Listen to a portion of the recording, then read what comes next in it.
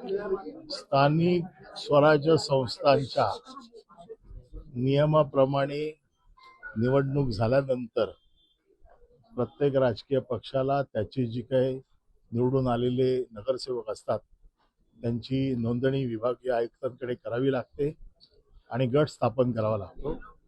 आज शिवसेना उद्धव बाळासाहेब ठाकरे पक्षातर्फे आम्ही आमच्या निवडून आलेल्या नगरसेवकांची नोंदणी विभागीय कार्यालयात केलेली आहे। प्रभाग क्रमांक 157 मधून ज्या मस्क्या आहेत त्या अनुपस्थित होत्या काय? त्या आमच्या संपर्कात आहेत। आम्ही त्याच्यासाठी त्यांच्याकडनं परवानगी घेतलेली आहे। येत्या 2 दिवसात त्यांची देखील नोंदणी केली जाईल। पण कारण काय अनुपस्थित असण्याचं? कारण त्यांनी आम्हाला सांगितलेलं आहे आणि आम्ही विभागीय आयुक्तांना सांगितलेलं आहे। 1 महिन्याचा कालावधी नोंदणीसाठी असतो आणि 1 महिन्याच्या कालावधीमध्ये आम्ही कधीही नोंदणी करू शकतो। त्यामुळे अजून बरोबर 25 दिवस बाकी आहेत। त्यामुळे त्यात आम्ही कधीही नोंदणी करू शकतो। त्यामुळे आपला हा जो काय प्रश्न आहे कारवाई करणार का हा प्रश्न 25 दिवसाच्या नंतर लागू होतो। मात्र शिवसेना भवनाची बैठक झाली त्यातही नगरसेविका अनुपस्थित होत्या। मी आपल्याला पुन्हा सांगतो त्यांची नोंदणी निकाल लागल्यापासून 30 दिवसाच्या आतमध्ये आम्ही कधीही करू शकतो।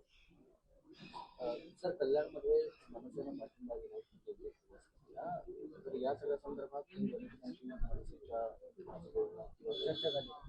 या बघा कुठल्या पक्षाला कोणी पाठिंबा द्यायचा याचा निर्णय पक्षाचं नेतृत्व घेत असतं। आता त्यांच्या पक्ष मनसे हा वेगळा पक्ष आहे। त्यांनी त्यांच्या नेतृत्वाने जो निर्णय घेतला असेल तो त्यांच्या पक्षापुरता आहे। आमचा पक्ष शिवसेना उद्धव बाळासाहेब ठाकरे आहे। या पक्षाचे काही निर्णय आहेत ते उद्धव ठाकरे घेतील। चर्चा ही तुम्हाला आणि मला सांगून नेतृत्व कधी करत नाही।